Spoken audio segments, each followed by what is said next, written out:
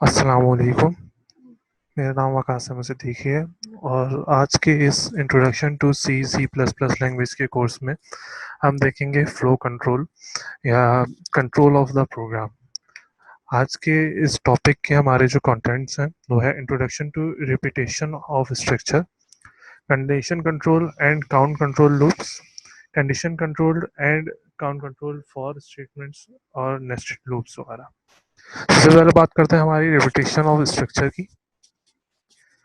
Repetition of structure असल में है क्या?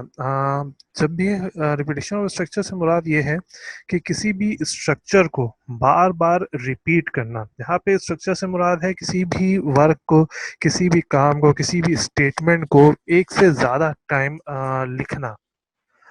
मोस्टली जो प्रोग्राम वगैरह बनाते हैं तो अक्सर ऐसा होता है कि हमें एक ही लाइन को या एक ही प्रोग्राम को, एक ही स्टेटमेंट्स को बार बार लिखना पड़ता है, एक ही तरह के फंक्शन को बार बार परफॉर्म करना पड़ रहा होता है। ये डुप्लीकेशन जो है हमारे लिए मुश्किल होती है लिखने में। इसके हमारे जो डिसएडवांटेज होते हैं, एक तो हमारा प्रोग्राम बहुत ज़्यादा बड़ा हो जाता है, हमें हमारे जो बार बार कोड लिखना होता है ये हमारे पास टाइम कंज्यूमिंग होता है। हमें कोड को डीबग करने में, अगर डीबग करने की जरूरत पड़ रही है तो डीबग करने में इशू होता है। अगर हमें कोड के अंदर कहीं पे कुछ चेंज करना है तो हमें वो करेक्शन बहुत सारी जगहों पे बहुत सारी दफ़ा करनी पड़ती है। रिपीटेशन ऑफ स्ट्रक्चर से मुराद क्या है? रिपीटेशन ऑफ स्ट्रक्चर से मुराद ये है कि हम उस कोड को जो एक से ज़्यादा दफ़ा लिखना है, उसको किसी एक प्रोग्राम के अंदर किसी एक जगह पर लिख लें और फिर उस प्रोग्राम या उस ऑपरेशन को जब भी नीड हो, किसी प्रोग्राम के अंदर रिपीटेशन के तौर पे जब भी नीड हो तो हम सब उस फंक्शन को, उस स्ट्रक्चर को कॉल कर लें। हमें बार-बार उस पूरी लाइनों को लिखने की ज़रूरत नहीं होगी। इससे ये होता है कि हमें एक जगह पे ही चेंज करना होता है और इफ़ द चेंज अकर्स, हमें सिर्फ उस प्रोग्राम को या उस ऑपरेशन, उस फंक्शन को दोबारा से कंपाइल या इंटरप्रेट करना होता है। हाँ, हमारे जितनी भी जगहों पे वो चेंजेस होती हैं ऑटोमेटिक हो जाती हैं। इस रिपीटेशन ऑफ स्ट्रक्चर को हम मोस्टली आजकल के दौर में या हम नॉर्मली जबान के अंदर बोलते हैं लूप। लूप बहुत सारी तरह के होते हैं। सबसे पहले हमारे पास आता है कंडीशन कंट्रोल और काउंट कंट्रोल लूप्स के बारे में बात करते हैं। कंडीशन कंट्रोल लूप्स क्या होते हैं? कंडीशन कंट्रोल लूप्स हमारी कंडीशन की बेसिस पे चल रहे होते हैं। कंडीशन ट्रू है तो ये फंक्शन परफॉर्म कर दो, फॉल्स है तो ये फंक्शन परफॉर्म कर दो। तो ये ट्रू और फॉल्स, वंस और जीरो की फंक्शन में काम कर रहा होता है। अब जितनी दफ़ा भी ये ट्रू आएगा उतनी दफ़ा भी ये कंडीशन जो भी हमारे पास बीच में लिखी होती है, जो हमने रिपीट करनी होती है उस स्ट्रक्चर में, वो उतनी दफ़ा चल रही होती है। और जैसे ही ट्रू से फॉल्स होता है वो हमारी कंडीशन खत्म हो जाती है। काउंट कंट्रोल लूप के अंदर क्या होता है? काउंट कंट्रोल लूप के अंदर हमने अपने काउंट को फिक्स किया हुआ होता है कि हमने इतनी दफा चलाना है, या जब तक ये काम ना हो जाए हमने वो फंक्शन चलाना है। जैसे 100 तक ना पहुंच जाए, 50 तक ना पहुंच जाए, तो हमने ये फंक्शन या ये स्ट्रक्चर को बार बार रिपीट करना है। तो यहाँ पे काउंट कंट्रोल और कंडीशन कंट्रोल में जो मेन डिफरेंस आता है वो आता है इनकी वर्किंग पे। कंडीशन कंट्रोल कंडीशन को चेक कर रहा होता है, कंडीशन हमारी कब चेंज हो रही है। काउंट कंडीशन किसी भी टाइम पे चेंज हो सकता है, 4 के बाद चेंज हो जाए, 5 के बाद, 10 के बाद, 100 के बाद, या हो सकता है पहली के बाद ही कंडीशन हमारी चेंज हो जाए। जबकि काउंट कंट्रोल के अंदर हमारे पास फिक्स होता है कि हमने इतनी ही दफा काउंट करना है चीजों को। कंडीशन कंट्रोल लूप्स के अंदर हमारे पास 3 तरह की कंडीशंस आती हैं। एक है वाइल, एक है डू वाइल, और तीसरा आता है हमारे पास डू अंटिल। वाइल और डू वाइल लूप्स जो है हमारे पास, आ, ये इस तरह के हमारे पास रिपीट होते हैं जब तक हमारे पास कंडीशन ट्रू ना हो। जब तक कि हमारी कंडीशन ट्रू ना हो, ये जब तक हमारे पास रिपीट हो रहे होते हैं। लेकिन डू अनटिल कब रिपीट होता है? जब हमारे पास कंडीशन फॉल्स हो। या इसको इस तरह से भी कहा जा सकता है कि वाइल और डू वाइल के अंदर हम ट्रू को लेकर चल रहे होते हैं। जब तक चीज ट्रू है, जब तक हम उस स्टेटमेंट के अंदर घूमते रहेंगे, और जैसे ही फॉल्स आएगा हम उस स्टेटमेंट को, उस फंक्शन को ऊपर वर्क करना छोड़ देंगे। लेकिन डू वाइल के अंदर क्या होता है? डू वाइल के अंदर हम फॉल्स को देख रहे होते हैं। जब तक फॉल्स है हम उस लूप के अंदर घूमते रहेंगे, घूमते रहेंगे, और जैसे ही हमारी कंडीशन ट्रू होगी हम वहां से निकल जाएंगे, हम उस कंडीशन से निकल जाएंगे। बात करते हैं सबसे पहले लूप की हमारे पास, जो कि वाइल लूप है। व्हाइल लूप हमारे पास जैसे नाम से ही पता चल रहा है कि ये अपना फंक्शन उसी वक्त परफॉर्म करता है जब इसके व्हाइल की कंडीशन परफॉर्म हो रही हो या व्हाइल की कंडीशन ट्रू हो। जब व्हाइल की कंडीशन ट्रू होगी तभी ये अपना फंक्शन परफॉर्म करेगा, एल्स ये फंक्शन अपना परफॉर्म नहीं कर रहा होगा। इस लूप के दो पार्ट हैं। सबसे पहला पार्ट क्या है? A condition that is tested for a true और फॉल्स वैल्यू। सबसे पहला पार्ट है एक ऐसी कंडीशन जो कि चेक की जाए कि वो ट्रू है या फॉल्स है। नंबर दो क्या है? a statement or set of statement that is repeated as long as the condition is true। दो तरह की स्टेटमेंट्स होती हैं हमारे इस while लूप के अंदर। एक जो हमारी कंडीशन बता रही होती है कि जब तक कंडीशन ट्रू है या फॉल्स है हमने वो फंक्शन परफॉर्म करना है या नहीं करना, डिपेंड ऑन द कंडीशन। और दूसरा होता है हमारी स्टेटमेंट। वो स्टेटमेंट हमारी बार बार कॉपी पेस्ट हो रही होती है। लेट से इन दोनों के अंदर अगर डिफरेंशिएट करना चाहें तो इस तरह से एग्जाम्पल में लिया जा सकता है कि लेट से हमारी जो स्टेटमेंट है वो है हमारे पास A plus B, C equals to A plus B. और कंडीशन है कि जब तक हमारा एक्स जो है लेट से किसके इक्वल ना हो जाए, 10 के। और अभी इनिशियलाइज यहाँ पे इस कंडीशन में वाइल की कंडीशन में एंटर होने से पहले हमारे एक्स की वैल्यू क्या है, 2 है। तो ये दो तरह की चीजें, कंडीशन क्या है, ये 10। हमने चेक करना है कि x की वैल्यू जब तक 10 ना हो जाए। और दूसरा क्या है हमारी स्टेटमेंट। स्टेटमेंट क्या है हमारी, जो कि हमने बार बार कॉपी पेस्ट करनी है। खैर ये जो कंडीशन है ये चेंज भी हो सकती है, उसी तरह से ये स्टेटमेंट भी हम अपने अकॉर्डिंग, अपनी नीड के अकॉर्डिंग चेंज कर रहे होते हैं। इसी वाइल लूप को यहाँ पे नीचे शो किया हुआ है कि जैसे ही वाइल के अंदर एंटर होते हैं हम दो तरह की चीज देखते हैं। सबसे पहले कंडीशन, और फिर हम कंडीशन के अंदर चेक करते हैं ट्रू है या फॉल्स है। अगर तो फॉल्स है तो हम वाइल लूप से बाहर निकल जाते हैं, लेकिन अगर ट्रू है तो फिर हम इसी वाइल लूप का सेकंड पार्ट देखते हैं जो कि है स्टेटमेंट। हम चेक करते हैं हमें स्टेटमेंट में क्या किया है। अब जैसे हमने अभी फॉर्मूला देखा C equals to A plus B, जरूरी नहीं कि C equals to A plus B ही हो सकता है कोई चीज प्रिंट कराने के लिए हो सकता है कोई इनपुट मांग रहा हो सकता है कोई कोई दूसरा फंक्शन, कोई प्रोग्राम ओपन कर रहा हो, कोई एवरेज निकाल रहा हो।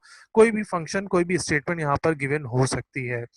अगर तो आपकी वाइल की कंडीशन ट्रू है तो हम उस स्टेटमेंट के अकॉर्डिंग वर्क परफॉर्म करते हैं और वापस से इंक्रीमेंट के बाद कहाँ चले जाते हैं, वाइल में।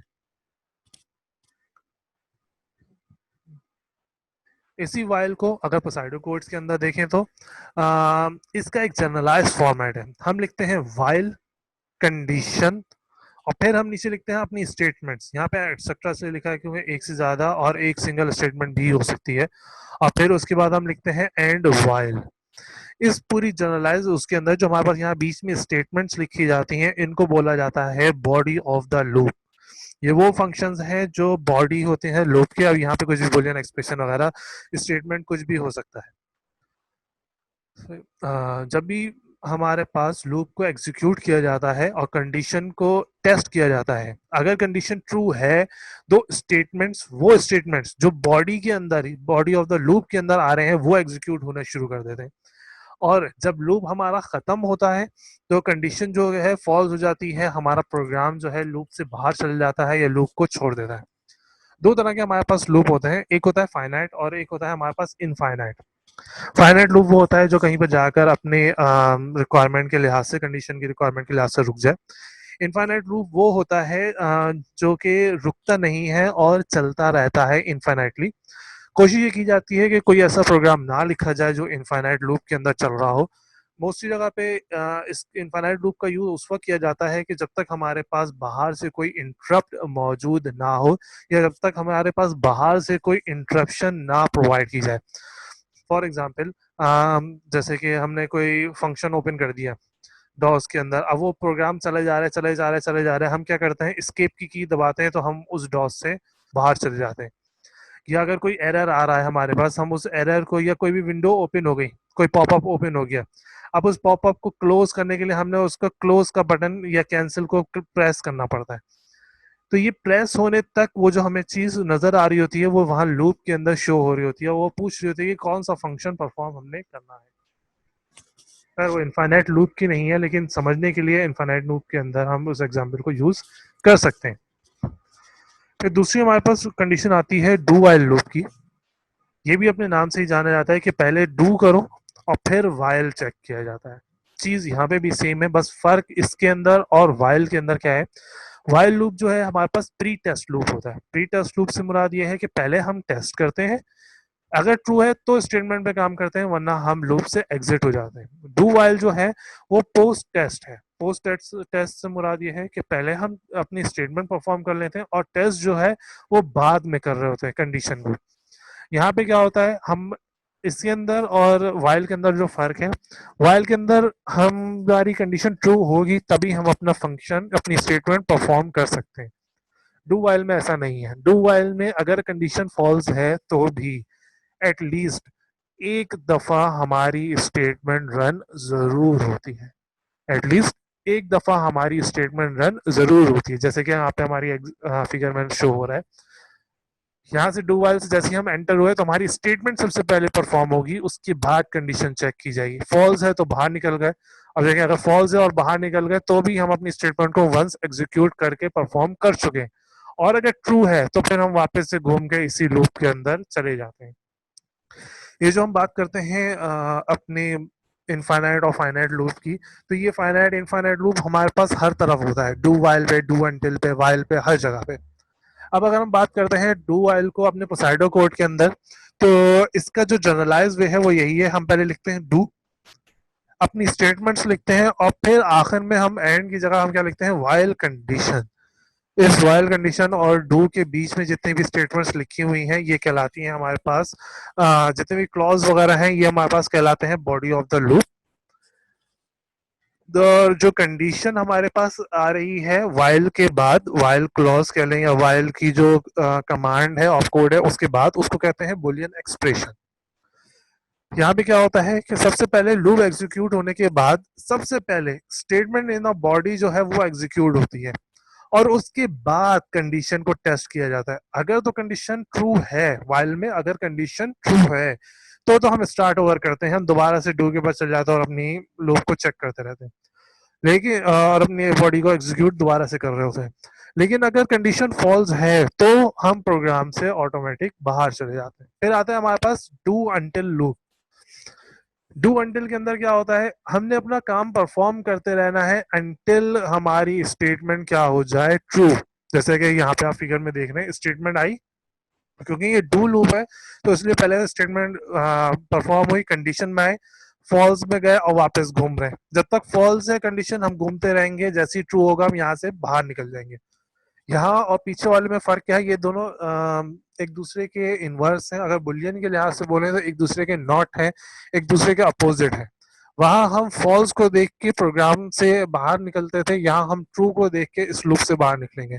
वहां ट्रू को देखकर हम अपने लूप के अंदर फंस जाते थे और अपने प्रोग्राम फंस जाते थे, या कहेंगे लूप का फंक्शन परफॉर्म कर रहे होते थे और बार बार स्टेटमेंट्स को जब तक लूप के अंदर है एग्जीक्यूट कर रहे थे। यहाँ पे हम वही काम फॉल्स को देख के कर रहे होंगे कि हम फॉल्स को देख के लूप के अंदर रह जाएंगे और लूप की फंक्शंस स्टेटमेंट्स को परफॉर्म कर रहे होंगे।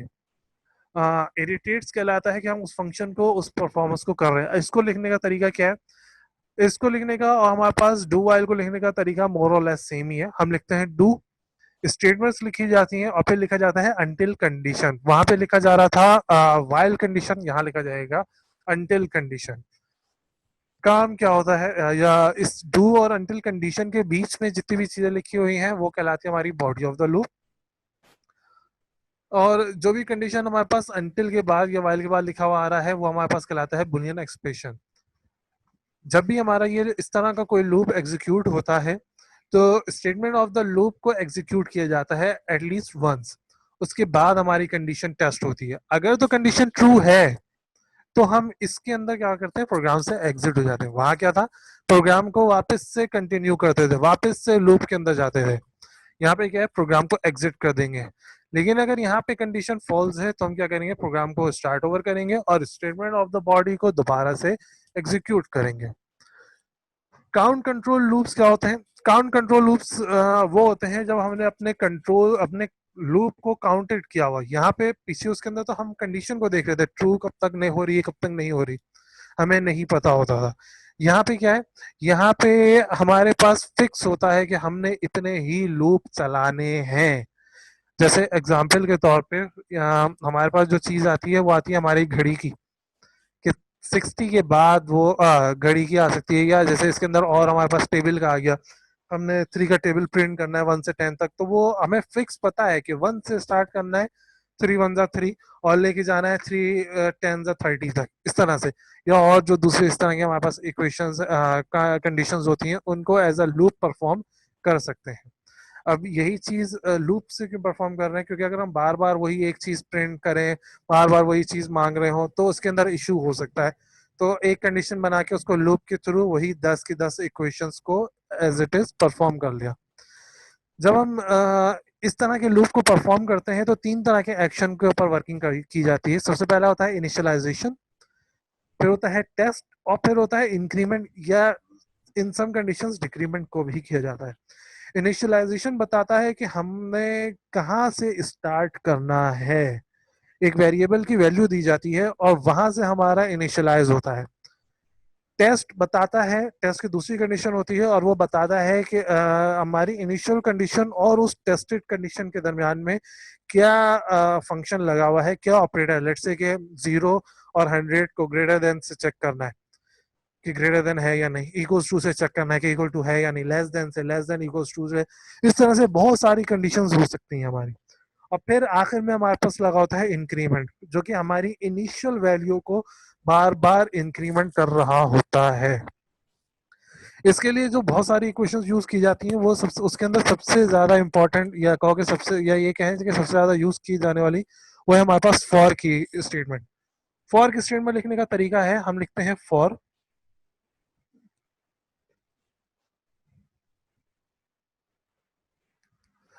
मोस्टली लोग इनिशियलाइज करने के लिए जो वेरिएबल यूज करते हैं वो करते हैं आई। I is equals to 0। Late से आई को आपने कहीं ऊपर डिनोट कर दिया होगा कि आई इंटीजर है या रियल है या जो भी, आई एन टी आई करके। अगर वहां नहीं करा तो आप यहाँ पे भी आई एन टी आई कर सकते हैं। 0 कॉमा, फिर आपने चेक करा आई की वैल्यू को, लेट से आई इज लेस देन 10 या लेट से 100, कॉमा आई प्लस प्लस। अब ये वही वाली बात है, प्लस प्लस आई भी लिख सकते हैं और आई प्लस प्लस भी लिख सकते हैं। ये जो पहली चीज है ये इनिशियलाइजेशन कहलाती है, कि हमने अपने किसी भी वेरिएबल को इनिशियलाइज कर दिया, एक इनिशियलाइज वैल्यू दी है। ये दूसरी कंडीशन है, चेक किया जाता है कि क्या ये कंडीशन ट्रू हो रही है या नहीं। ट्रू हो रही है तो फंक्शन परफॉर्म करते रहो, ट्रू नहीं हो रही तो फंक्शन परफॉर्म ना करो, इस लूप से बाहर निकल जाओ। और ये जो लास्ट में आई प्लस प्लस दिया हुआ है या प्लस प्लस आई है, ये होता है हमारे पास इंक्रीमेंट। डिक्रीमेंट के लिए आप इसको माइनस का साइन भी कर सकते हैं, वो डिपेंड करता है कि आप बड़ी से छोटी की वैल्यू की तरफ जा रहे हैं। अभी हम छोटी से बड़ी की तरफ देख रहे थे। डिसाइडो कोड्स में लिखने का तरीका क्या है, हम यहाँ पे बताते हैं starting value to maximum value statement वगैरह। वर्क किस तरह से परफॉर्म करती है हमारे पास, हम करते हैं the counter variable is set to the starting value I, जैसे हमने स्टार्टिंग वैल्यू के ऊपर कर दिया।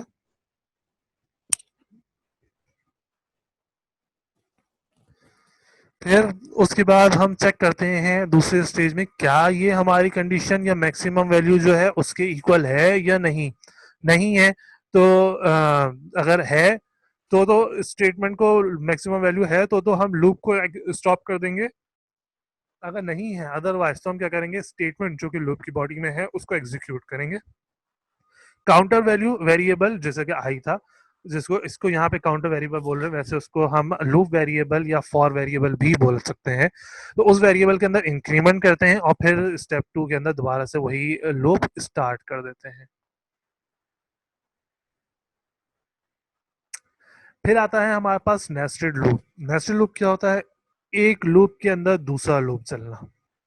इसकी सबसे अच्छी एग्जांपल है हमारे पास घड़ी, जिसके अंदर हमारे पास सेकंड्स, मिनट्स, आवर्स सब एक दूसरे के पीछे चल रहे होते हैं। पहले आपने सेकंड्स को चलाया, सेकंड का लूप खत्म हुआ, आपने उसको मिनट में कर दिया और दोबारा से मिनट का काउंट करके आप दोबारा से उसी लूप के अंदर उसे, उसके अंदर बना हुआ था आपके पास सेकंड का लूप। ये समथिंग इस तरह से है कि यहाँ पे आपके पास फॉर की कंडीशन हो गई, ये फॉर की स्टेटमेंट आपने स्टार्ट करी जो कि थी आपके पास आवर के लिए, इसके अंदर आपने दोबारा एक फॉर लगाया। इस फॉर के अंदर आपने क्या करा है, मिनट के लिए आपने यहाँ पे वैल्यू दे दी। फिर इसी मिनट के अंदर वैल्यू देते हुए आपने एक और फॉर का लूप लगाया जिसके अंदर आपने दे दिया है सेकंड का, फिर यहाँ पे आपने सारे लूप बंद कर लिए। जैसे ही ये एक लूप बंद होगा मिनट सेकंड का, ये जाएगा यहाँ मिनट पे ऑन होके वापस सेकंड में आ जाएगा। तो मिनट के अंदर एक इंक्रीमेंट हुआ, 1 से 2 मिनट हुए, दोबारा से ये 60 सेकंड चलेगा, फिर 2 से 3 4, लेट से ये 60 मिनट हुए। 60 मिनट के बाद ये इन दोनों लूप से बाहर निकल के आवर पे आ जाएगा। फिर आवर पे आने के बाद दोबारा से ये इसी को इनिशियलाइज करेगा और फिर ये वैल्यू उसको चला रहा होगा। नेस्टेड लूप का मतलब ये है कि लूप विद इन लूप, एक लूप के अंदर और दूसरे लूप को चलाना। ये उस वक्त किया जाता है जब हमें एक ही लूप के अंदर जब हमारे पास बहुत एक ऐसी कंडीशन हो जिसमें एक से ज्यादा लूप चल रहे हो और वो जो लूप हो वो एक दूसरे के ऊपर डिपेंड कर रहे हो, जैसे आवर मिनट के ऊपर, मिनट सेकंड्स के ऊपर डिपेंड कर रहा है। ये हमारे पास एक नेस्टेड लूप का प्रोग्राम दिया हुआ है जिसके अंदर हमने क्या करा है, बच्चों का पहले हमने इनिशियलाइज करके हमारे पास कितने बच्चे हैं, फिर टोटल स्कोर्स लिए हैं हमने उनके, फिर टोटल नंबर स्टूडेंट के नेम वगैरह है, उनके एवरेज और स्कोर्स हमने यहाँ पे शो करने हैं। तो हमने क्या करा, सबसे पहले हम चेक करेंगे कि हमारे पास कितने बच्चे हैं, सही है, उनके टेस्ट पर स्कोर वगैरह हमने सारे यहाँ पे लेने हैं। सबसे पहले हमारे पहले बच्चे का एवरेज आएगा, तो जब हम लूप के अंदर घुसे फॉर के तो 1 2 नंबर ऑफ सम।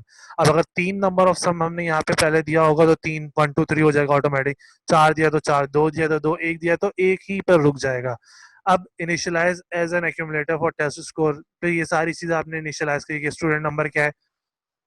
अब नंबर भी डिपेंड करता है कितने कोर्सेज आपने दिए थे, 3 कोर्स दिए थे, 4 कोर्स दिए थे, 5 कोर्स दिए थे, उसी हिसाब से ये नंबर इस लूप के अंदर फंस जाएगा ये। फिर ये फॉर्मूला और एंड फॉर, जब आप इसका आउटपुट देखेंगे तो इसका आउटपुट इस तरह से आएगा। सबसे पहले आपसे पूछेगा कितने स्टूडेंट है, स्कोर कितने टेस्ट के देने हैं। अब ये उसके बाद पहले स्टूडेंट, अब 3 दिया था तो 3 स्टूडेंट का अलग अलग निकालेगा। तीन पहला स्टूडेंट के अंदर एंटर हुआ, पहला नंबर, दूसरा नंबर, तीसरा नंबर आपने एंटर करा तो ये ऑटोमेटिक एवरेज जनरेट कर देगा। फिर दूसरे के नंबर जो करे ऑटोमेटिक नंबर, तीसरे का नंबर दिया ऑटोमेटिक इसने क्या करे उसकी एवरेज जनरेट कर दी। आज के इस लेक्चर को जो हमने लिया है वो लिया हुआ है पियर्सन हेड्स से, सही है। इस लिंक से आपको ये कंटेंट मिल जाएगा, starting out with programming logic and design 5th edition से लिया हुआ है। आज के इस लेक्चर में यहीं तक था। Thank you. Allah Hafiz.